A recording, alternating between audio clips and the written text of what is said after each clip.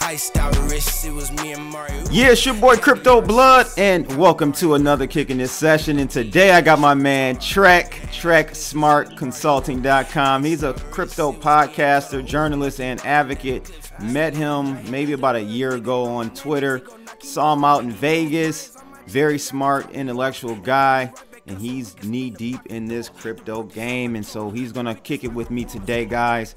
And we're just gonna talk about the state of crypto, the state of blockchain, all that good stuff. Get into a little bit of Lightning Network debate as well. Trekk is an awarded combat veteran of the Army National Guard. In 2014, he began working in the defense industry, leading him to work with Lockheed Martin and others, supporting electronic warfare platforms. Oh, so you were working for the cabal there. Okay. Trekk has been in the crypto space since 2012, so he's a vet, guys. Started as a hodler, and he eventually expanded his perspective of the underlying technology, seeing beyond the single use case of crypto as currency. That's big, man. So we're going to talk about that as well.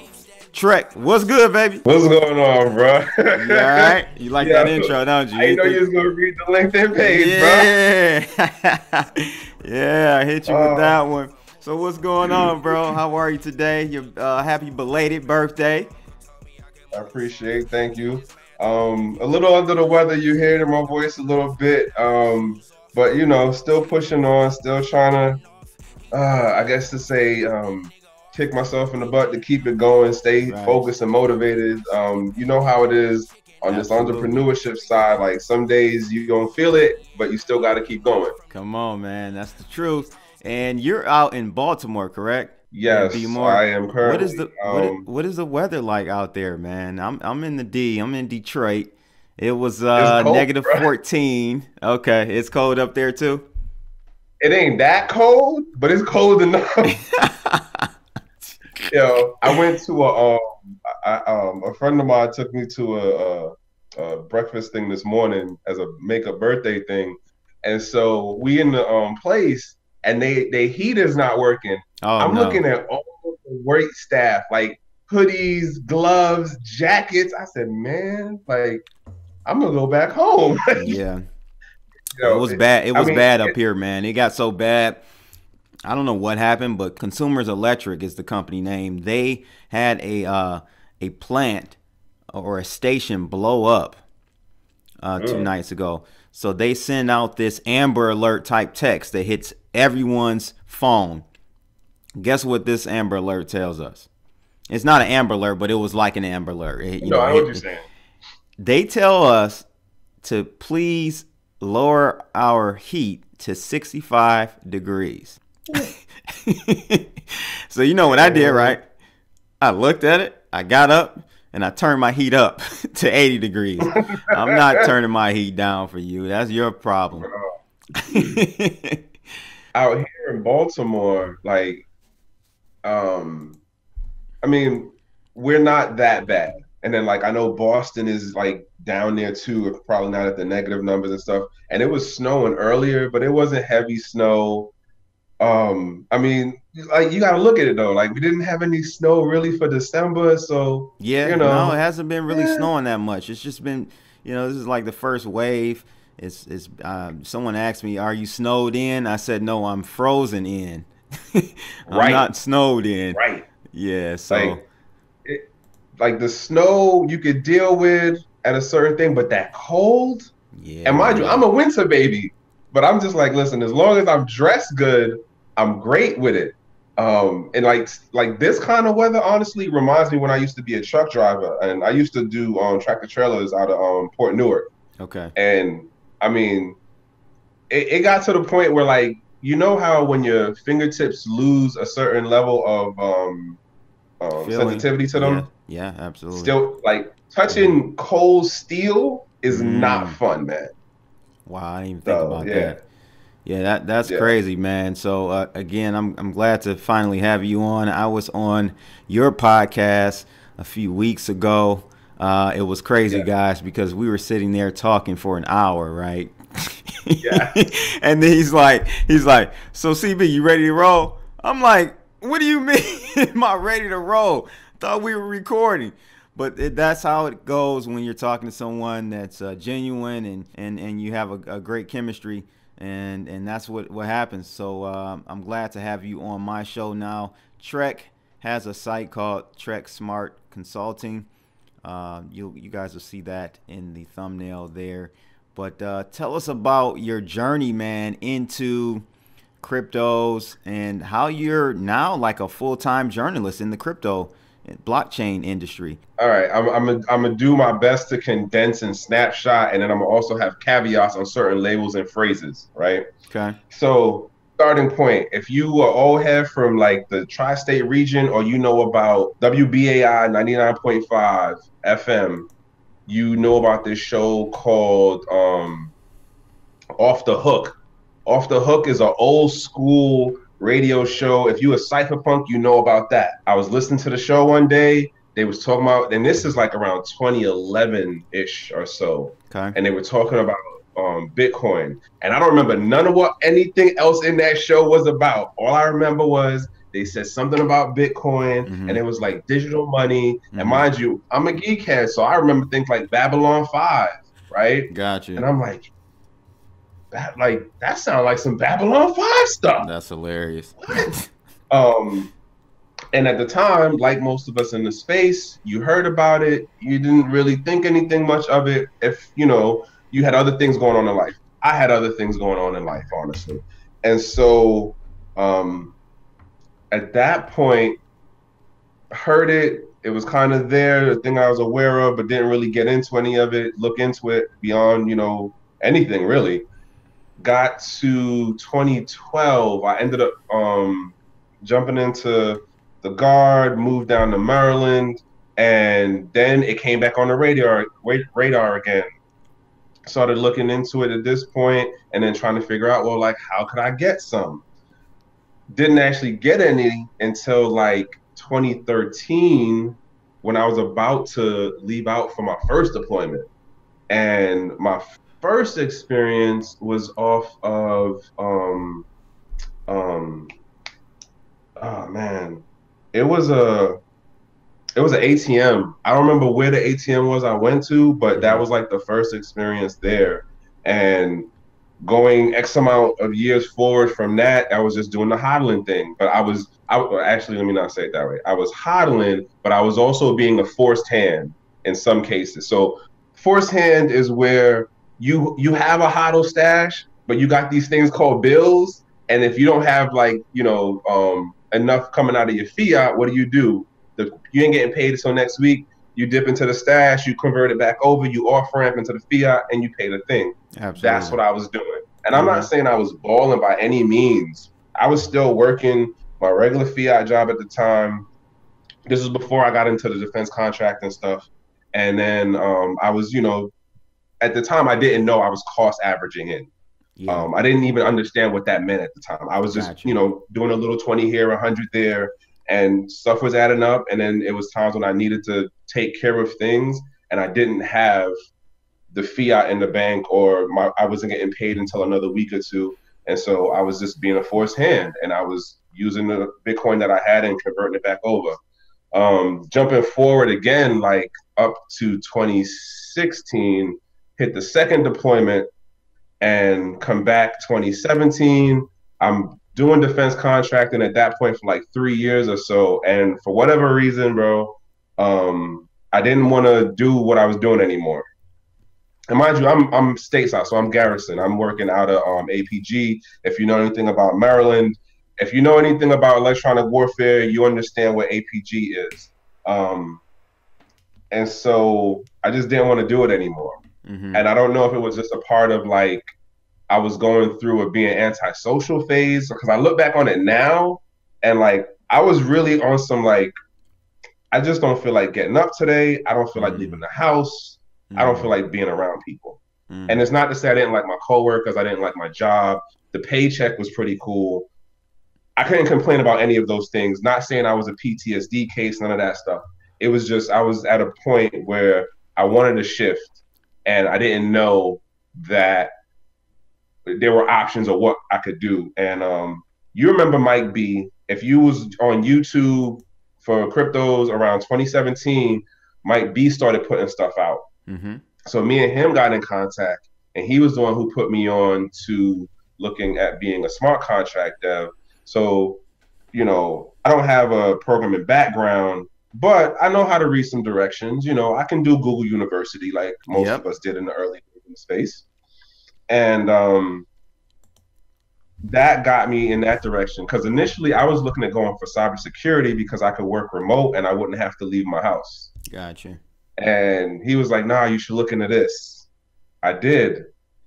And I started, working that route of trying to understand more about Ethereum and learning smart contracts and Solidity, and learned the hard way that self-study is not as easy as some people might make it sound or some people think it is, especially when you have other financial responsibilities and adult obligations, right? Sure. And October-ish of last year, August, October-ish, I had that planned out and everything. Next thing I know, January 2018, I left defense contracting. You can find my post on I remember. Twitter and something else. Yep, I And remember that.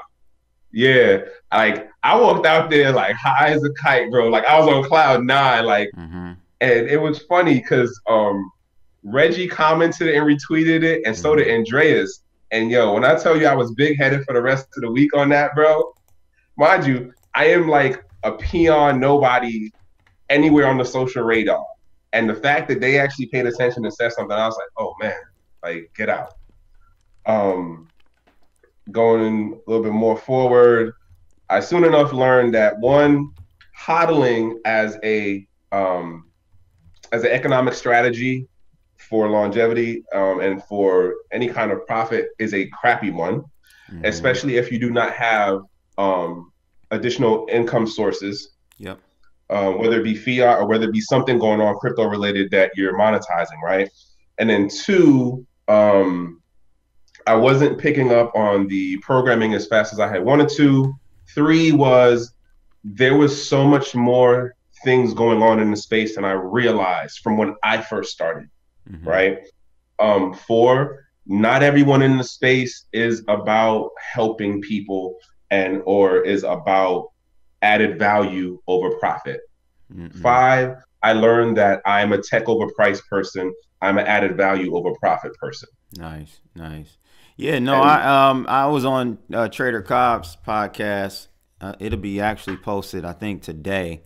But on my channel at least, he already posted it. But we talked about hodling, and hodling, like you hodl to a certain point, like you have to have an exit strategy.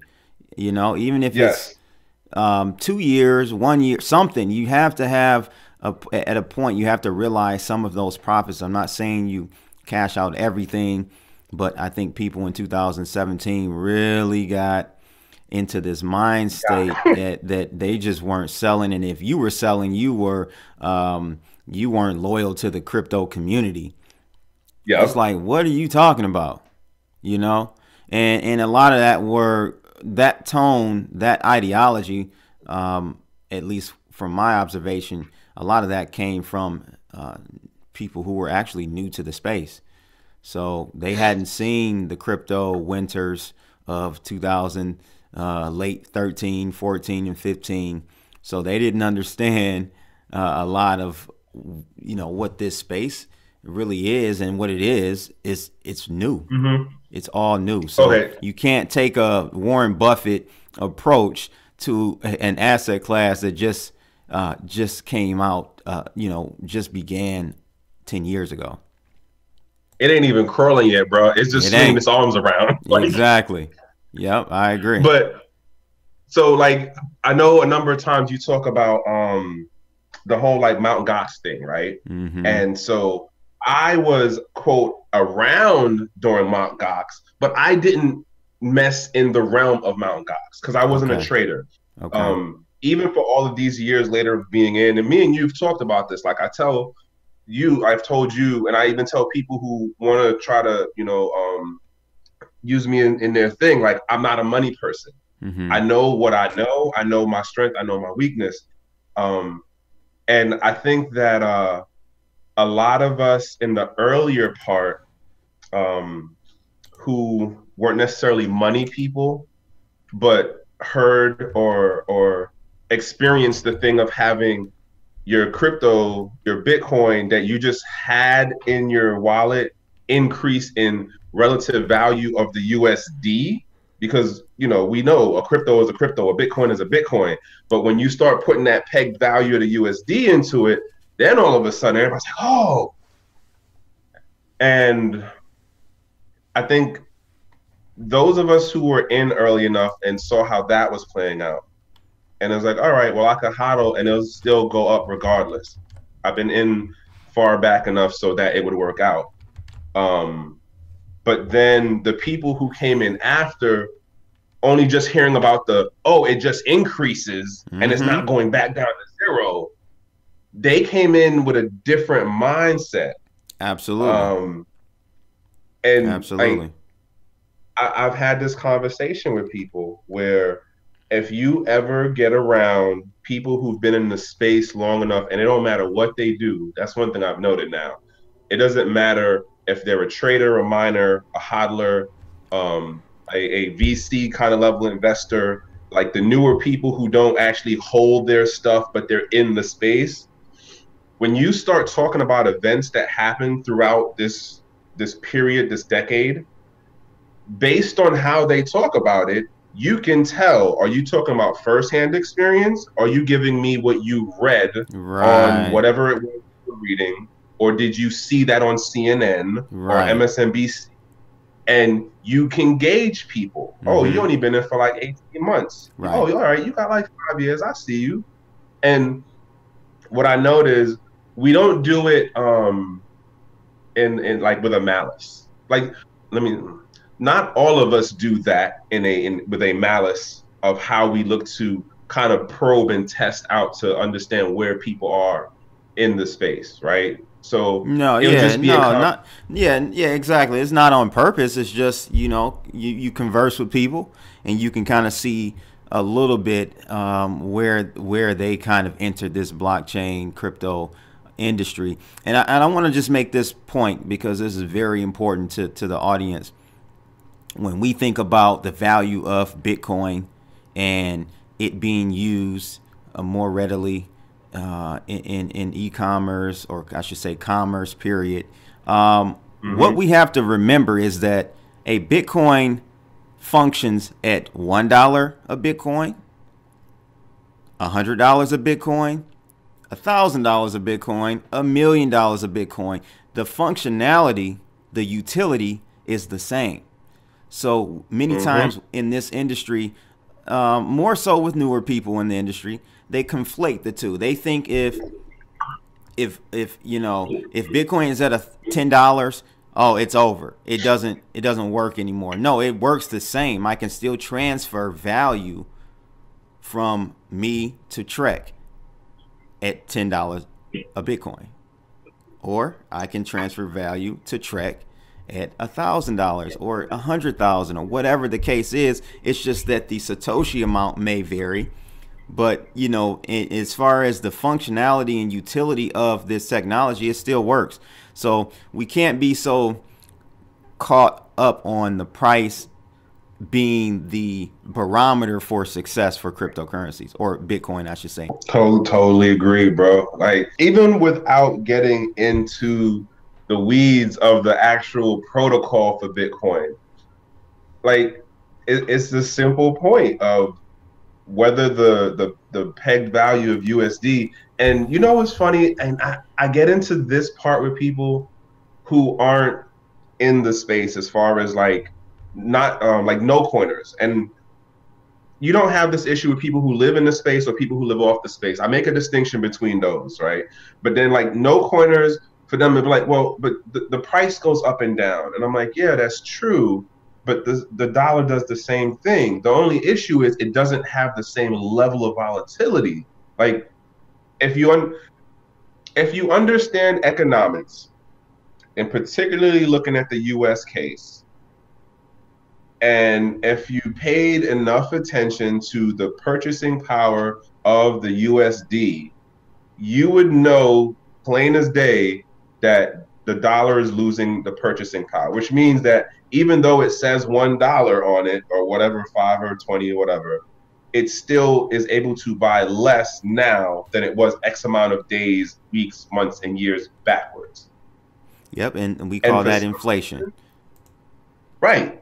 But it's amazing to me, like, how many people who believe so wholeheartedly in the USD, just like that little part right there for them is just like, but no, but I don't know if it's because the impact of it is a stretched out delay.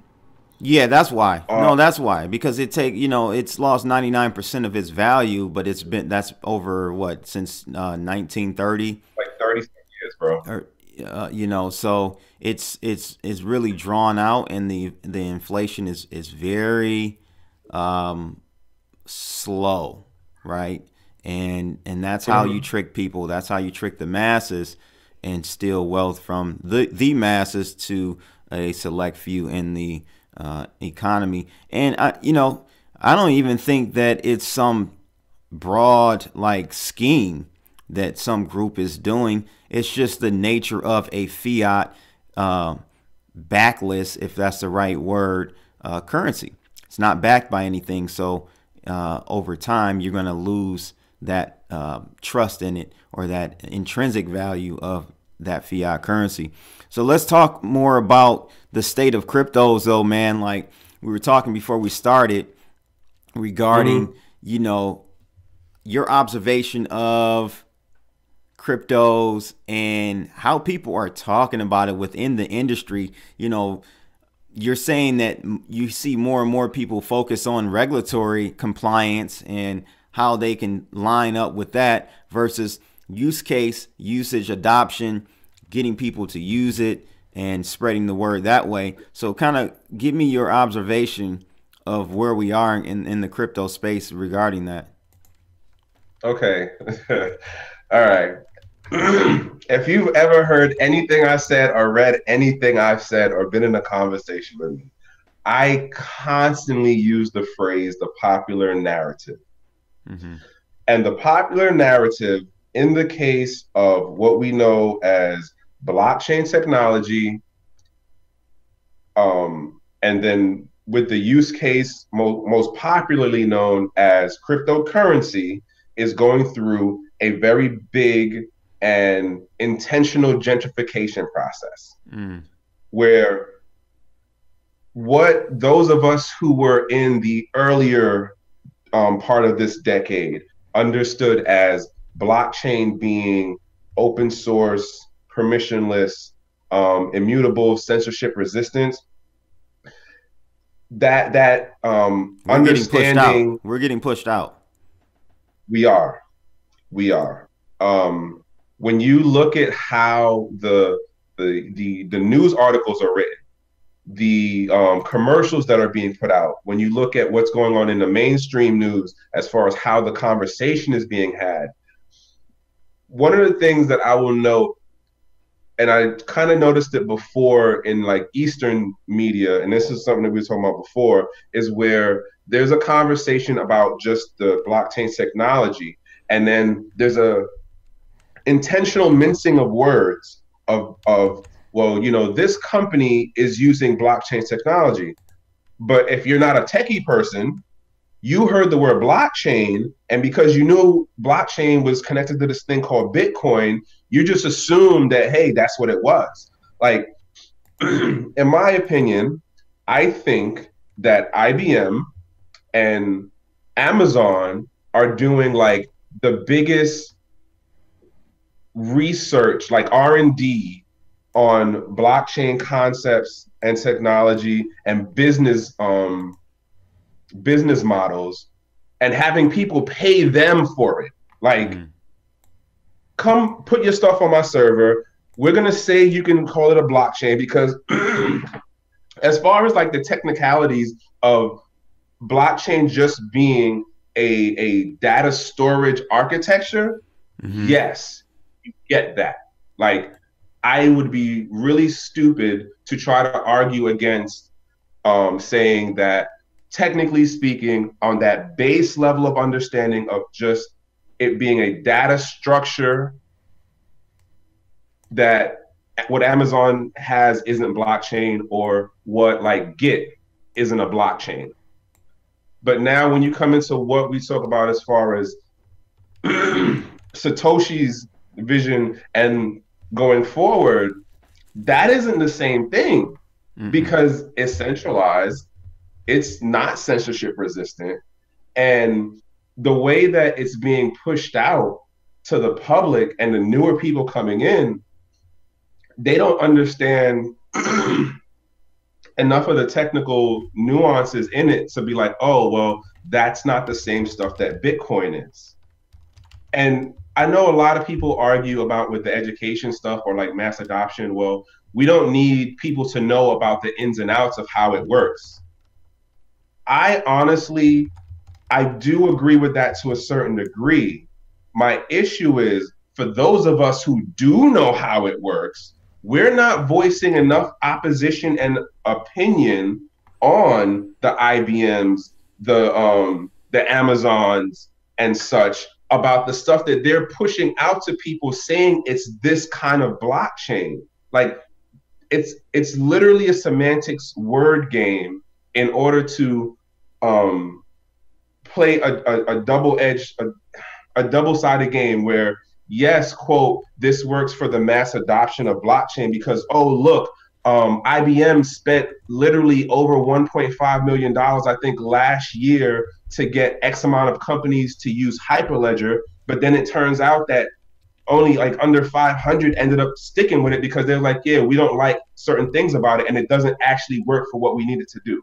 Yeah, I mean, centralized blockchains, at least at this point, are just stupid to even run, in my opinion. Like, you could use a Hadoop DB or a MongoDB structure to do the same thing more efficiently if it's going to be centralized. So I think, as you've stated, a lot of these companies are just riding the wave and the semantics nature of blockchain to really get a little buzz going there. But over time, people will realize like it's no point to have a centralized blockchain. Might as well just use the structures and setups that we already have working today. And so at some point, the pendulum will swing. I just think we're so, early in the game. People are trying all types of stuff. It's the pets.com era of blockchain. You know what I mean? I totally agree. Yeah, that's all it is. You put a .com on it, boom, you're on and rocking. You put blockchain in it, then you're on and rocking. So that's all it is, in my opinion. Yes, like, okay, and then I'm go a little further, right? So you have that happening, right, as far as where there is a separation of, or there is a mixing of what, quote, blockchain is in regards to the Satoshi vision of how it should play out. And then you have a separation of the culture of those of us who have that, like, we believe in economic sovereignty, and we believe that there shouldn't be a quote centralized authority that tells you everything that you should be able to do. Not saying I'm against government. I'm just saying there's certain roles that should be limited. That's how I'm saying this, right? So you have that going on within the popular narrative of how it seems like there's a pushing back of the original mindset and culture. Those of us who had that more early day ideology about stuff, we're kind of being pushed back, and you definitely see the social media space and how certain voices and opinions are being, I don't want to say 100% silenced, but they're definitely being pushed under. Like, you got to get, and I've heard this phrase from so many people right now, you have to get past the noise to get the signal. And when you look at what's going on within cryptocurrencies, one of the things that's really irking me, and I understand that if you are operating out of the US, that long arm of the law is real, right? So when it comes to things like AML/KYC, and if you don't understand why I said it that way, go and look up what the AML is, and then you'll understand why I said KYC after. Mm-hmm. We are going through this thing right now where there is a shift happening to make people think KYC, in order to access, use, transfer, own, hold, hodl, or whatever a crypto asset is a natural, regular part of cryptocurrencies, Yeah. of tokenomics, of cryptonomics. Mm-hmm. It is not. It is literally a artificial thing that is being put in, and And so what they're doing is ring fencing the whole thing. So they're ring fencing KYC, AML around the industry. So your entry points are going to be very limited, other than mining. But then even mining will become something that a normal person won't be able to do very soon. Okay, so that, and what I bring up mining because you'll be able to create Bitcoin, kind of out of nowhere, out of the ether, right, from mining it. So that way there's no KYC needed there, but or they don't know who that Bitcoin, who's the owner of that. But what they're doing is fencing it to the point where at some point all the ATMs are going to have that. All of the exchanges are going to, they're already there, require you to have identification. So they're ring fencing it so that anyone coming in, they'll know exactly who you are at the onset.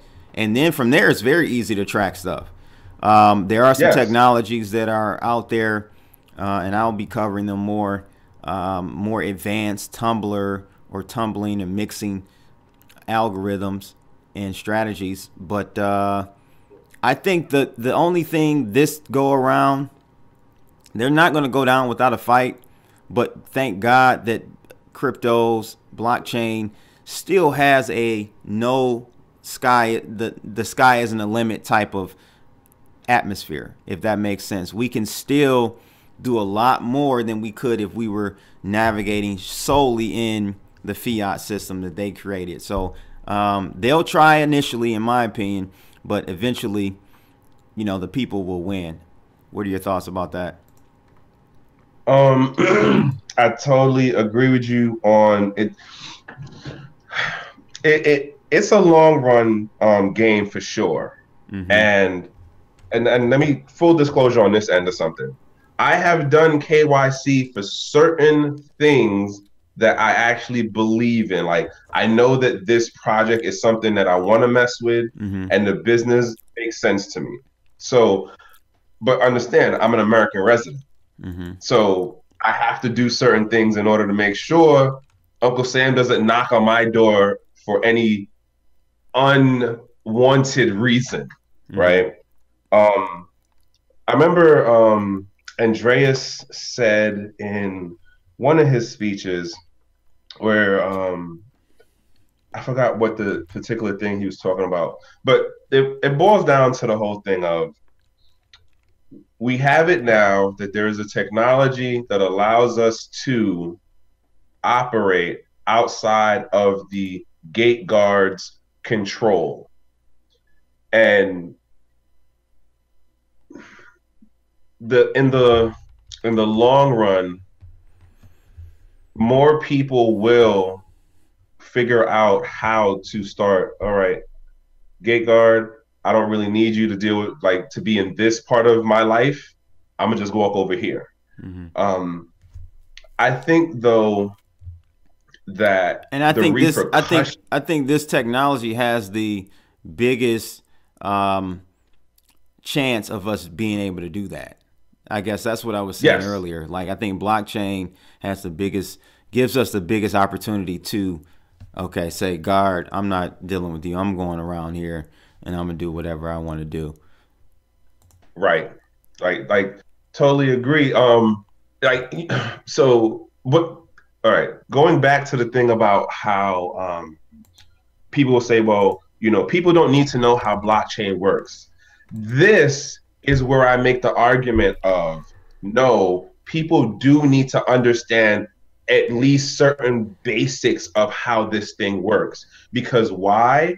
When IBM and Amazon push to you their version of the blockchain, and you don't get that, listen, they can literally lock you out, freeze whatever it is you have, do you like a PayPal or a Patreon or even the current banking system when it comes to your content that you're created, that data that you put in there, or the funds, because you didn't understand the difference between an open source blockchain, a censorship resistant blockchain, and what they gave you and what you paid for. When they decide to do something that isn't, quote, in your interest, you can't do anything about it. Like, that's where I have that line up where it's like, no, you got to understand some basic points. Like, right. If you don't, then you just set yourself up for failure in the long run. Like, honestly. Yeah, I agree, man. I totally agree. So what are your thoughts about, since we're talking about censorship and centralization, I'm not a firm believer of this Lightning Network, just because I just feel like it's setting us up for more centralization of power. What are your thoughts? I know you're a big proponent of it. Give me your thoughts about like Lightning Network and how that's going to play in as a second layer with Bitcoin. Okay, so on Lightning Network, I wouldn't say I'm like a huge proponent. Like, I would never call myself a Bitcoin maximalist or like a hardcore Bitcoin person, right? My interest in Lightning in particular is because I want to understand more about the techie back end stuff. Like I said, like, I'm geeky, so that's my thing about that.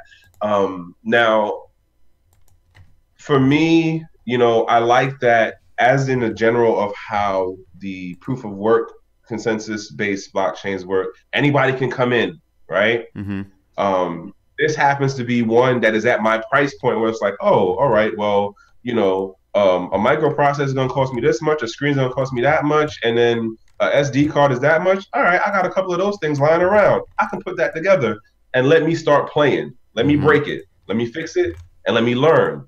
This is more so for me personally a learning experience, not necessarily being like, okay, I'm 100% advocate of the Lightning Network. So this is my personal thing. Now, based on other things that I've come across through the various channels and conversations about Lightning Network,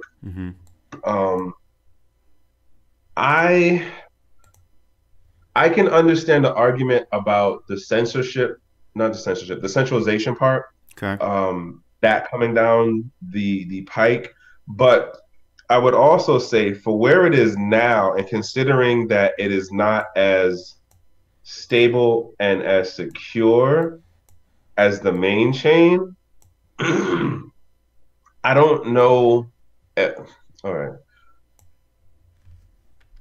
At this point, for where we are right now, it wouldn't be in somebody's economic interest to let me just go set up like 1,000+ Lightning Network nodes, all under like one person, or you know what I'm saying, or one entity, whether it be a company that did it. Just on the end of, you can still lose what you put on there. So this is a whole thing of why we're like, oh, just put like $5 or $10 on there and then play around and see how the transaction stuff works out. I honestly think that as for an education tool, and as for something to get people to like, I don't want to say understand, but like see more of what's going on or be a part. I think that considering, the basics of what the hardware, the setup is, we should like get kids in like, tech schools playing around with that. Like, hey, let's have a Lightning Network project. Yeah, I can see. I can see. Yeah, I can see that. I can see you looking at it from that perspective.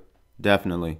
And I'm with you on that. Like if it's for just to learn the concept of blockchain and understanding all of that, that's cool. I think that's cool. But do you think long term, what are your thoughts? And none of us know, but what are your thoughts about it long term working? Will it be a viable solution for scaling on Bitcoin? So long term,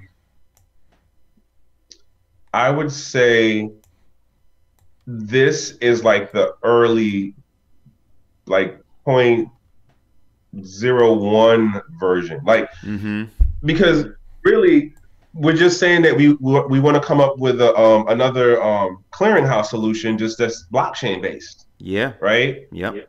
And so, like, all right. Let me. For those of you who are not kind of getting where I'm going with this, in your regular banking system, when you make a purchase on something, you notice how when you swipe, it doesn't instantly clear as far as the money's being taken out of your bank account. It's a matter of the institution that you that covers the place where you bought the thing at, bought the thing at. They have an agreement with whatever on the back end to be like, okay, this person paid this amount, and they'll batch X amount of orders together. So your purchase, my purchase, CB's purchase, and 5 other people. And at the end of a certain period of time, all of those get pushed off at one thing. That's how the basic clearinghouse thing goes. That's a scaling solution. And people don't equate that to what's going on right now within the blockchain situation of scaling, in particular what the Lightning Network is looking to do for the blockchain, right? Well, Bitcoin's blockchain. And that's basically it. Hey, let me make a side tab. I'm going to do a transaction. Party B is going to do a transaction. Party C is going to do a transaction. And at the end of a certain time period, we're going to clear out everybody's thing all at one time. That is basically a clearinghouse. I think that in the long run, we will have a better and more secure setup that is blockchain based. Granted, the Lightning Network stuff is all like off-chain, side-chain stuff. But I think going forward, considering how many people are working on it, it only makes sense that the problems will get solved over time. Is everybody going to like how we solve the problems? No, not at all. Right. Do I think that for how we have it now, where it's a matter of like, you have X amount of individuals or entities that can set up their own thing, their own Lightning networks, and do their part to help the transactions pass through. Like, I would honestly think if we're still doing this for the Lightning Network, or even for miners, in like another 100 years, like, where did we go wrong? Where did we fail? Like, that's how I look at that. Honestly, when do you know to quit, to call it quits, right? When do you throw in the towel if you're not making progress with it? And it's been slow. It's the last year has been a lot more done. But they've been going at it for a minute, so we'll just have to, only time will tell, and we'll have to see what happens here. But I guess to kind of sum up, man, this kicking this session, kind of let me know your thoughts as far as solutions for us going forward in this community, getting us away from focusing so much on regulatory affairs, how we can align with the governments, so on and so forth. Like, what does that look like? Is it just us being rebels and just telling the boys to just give them the middle finger, or what? Like, what does it look like? Do we have to get kind of confrontational and possibly violent with these establishments? Give me your final thoughts on that, bro. Okay. El Haj said, by any means necessary. And if you don't know who El Haj is Malcolm X before he converted the name, right? So basically, I think that as what I say about mass adoption, it takes all types of people from various walks of life. And in order for this thing to happen where more people understand it, more people get it, more people are using it, it's going to be a bottom up and a top down model. And I've spoken with you about this. I think that Yes. depending on where you are, it's going to be a fluctuating, I don't want to say battle, but it's going to be a fluctuating situation of people at the ground level can do things like I own a shop and I'm going to have my more lower price point items for sale in crypto, whatever one you go with, right? Me and Jason from Kimchi Socks, we were talking about this the other day about having getting back to doing pop-up markets and have it be literally just events for where people can sell their products and services, and people are able to on-ramp into crypto there and buy these various things. You don't need a super huge convention center. You can literally just do something with like maybe 5 different kind of vendors. And whether it be you're talking about like a coffee shop place, some like, you know, school utensil place or whatever, accounting, whatever it is you do, right? Pop-up place, promote it out, have it just one weekend, and it'll just be a one single day thing. But get people to start actually experiencing, hey, let me scan my QR code. Boom, I paid for that thing. Like, nothing beats hands-on. At the end of the day, we could talk all of this hoopla about the ins and outs of what's this going to do 10, 15 years down the line. Nothing beats hands-on exposure and experience. And I think we need to work more on that. Now, as far as the us pushing back on X amount of this regulatory stuff that's going on, I think in first tier countries, and if you don't understand when I say first tier countries, because I also use phrases like second and third tier countries. Example, Japan is considered a first tier country. The UK, France are considered first tier countries, but like and Afghanistan is a third tier country. Kenya, I think, is considered a second tier country, right? So it's a matter of like your political stability and your economic stability, basically. In the first tier countries, we already have too many systems that are already in place that, quote, work well enough. Gotcha.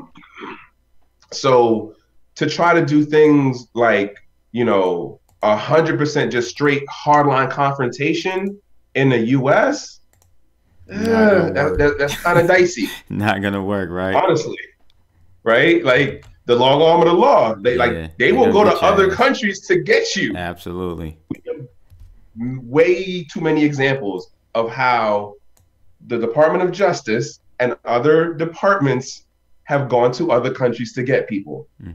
But if you're in like a Nigeria, if you're in a Panama, your ability to be more confrontational to the system, in some degrees, it works out a little bit better because we all know in certain other places, people disappear. And, you know, people don't necessarily bat an eye about it. Here, you don't necessarily have to disappear for them to still mess up your whole life. Right. And that may be worse. Right.